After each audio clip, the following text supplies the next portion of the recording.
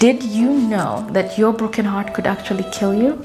According to Psych Central, out of 135 cases of people diagnosed with broken-hearted syndrome, 83% of them are women, which increases women's chance of getting cardiovascular disease. What if I told you that I found the one thing that you have to heal in order to break the cycle forever? In fact, I just helped one of my clients, Kharla. See, Kharla is a successful business owner and an amazing mother to 2 boys. The challenge was Kharla went through a nasty divorce, which led to a long and hard custody battle. Now, this divorce changed her view on trust and made her very fearful to commit to loving somebody again. Today, I'm going to show you the exact strategy that I shared with Kharla and the steps that you can take to break the cycle of heartbreak forever. Now, what is this strategy? This strategy is called cutting out the noise. What's cutting out the noise, you ask? It's simple. You just use people's actions as the only language to pay attention to in relationships. I know, it sounds simple, right? Well, with almost 48 hours of healing content, I've got plenty to share. But in the next 10 minutes, I will give you exactly what you need to start your transformation journey today. The rest, we can explore later. I'm going to share with you how I helped Kharla to use cutting out the noise to get out of her cycle of heartbreak. But first, why does cutting out the noise work so well? Why does cutting out the noise work so well when it comes to healing from heartbreak? The reason why we got heartbroken in the first place is we wanted a particular person to be part of our lives. We made plans, we built a life, we loved them. We sacrificed for them, and we genuinely believed that they would do the same for us in return. But they did not. So we're not just grieving the loss of the relationship, no. We're grieving what could have happened. Looking back, there was a point in my life when I felt completely stuck. I knew, logically,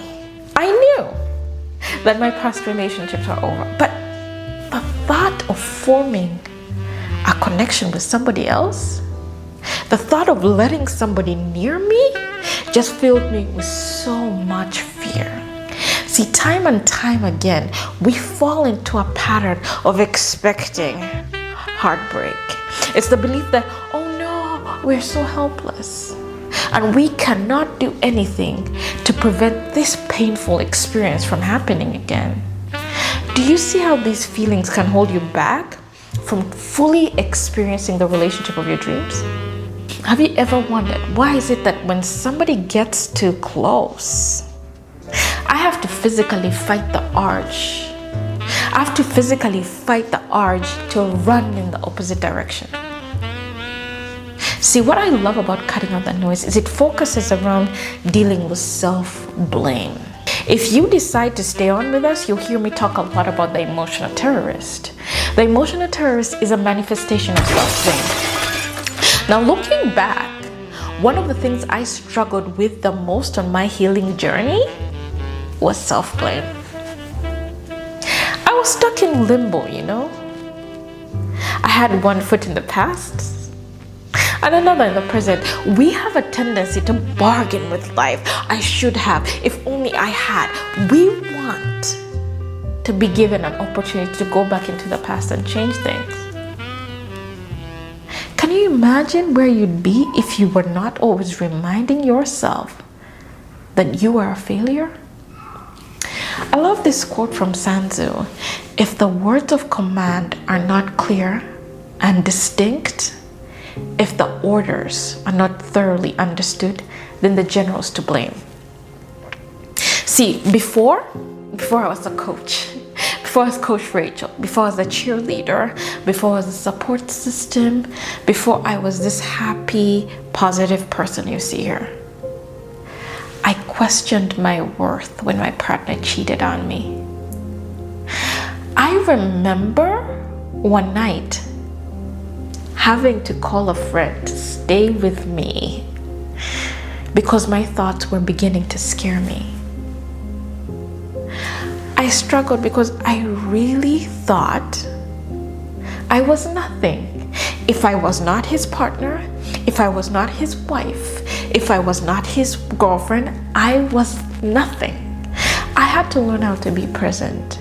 I had to learn how to intentionally choose not to bargain with life, to give me another chance to go back into the past, to fix my mistakes, to change the outcome, to make him love me. I had to learn how to send my brain the right signals and show examples of how my future can be way much better than my past. I was my first coach. I was my first real friend. I was my first support system. When we cut out the noise, we take back the power to make the future into one that is way much better than the past. We intentionally decide to go against that need we feel inside us every day, to go back into the past, to change things, to say something, to fix things. See, that Rachel from the past didn't see that she could actually create the future of her dreams. That Rachel was so lost because the avatar that she played had changed. She had to switch roles. She had to switch identities. I couldn't see past the fact that my partner had chosen not to be in my life. I had to learn how to date myself. I had to learn how to dream again. I had to go into the shelf and dust off all the promises I had made to myself in the past and start fulfilling them one by one. I was my first student, I was my first follower, and I was my first client. Now that we've talked about what cutting out the noise is and why it works so well when it comes to healing from heartbreak, how is cutting out the noise the key to getting out of cycle of heartbreak? When we are cutting out the noise, the first step one, is dealing with perfectionism. We have to realize that the version of you, the version of me that let those past mistakes happen was just doing the best that they could with what they knew at that time. You didn't know any better. And sometimes, even if we knew better, we did not have the skills to prevent that from happening. But guess what? Present you does. Or better yet, present you has the ability to learn these skills. The second step is focused around rebuilding trust with yourself. Pay attention to your actions, not just your words. Notice when you say you're gonna do something, do you follow through and do it? Get out of the habit of breaking promises to yourself. At one point, I felt like I could hardly breathe. I was so lost, I didn't know who the person in the mirror was. I was so taken by charm, I compromised my dreams and goals. The simple truth is, I wanted him more than I wanted anything else in my life.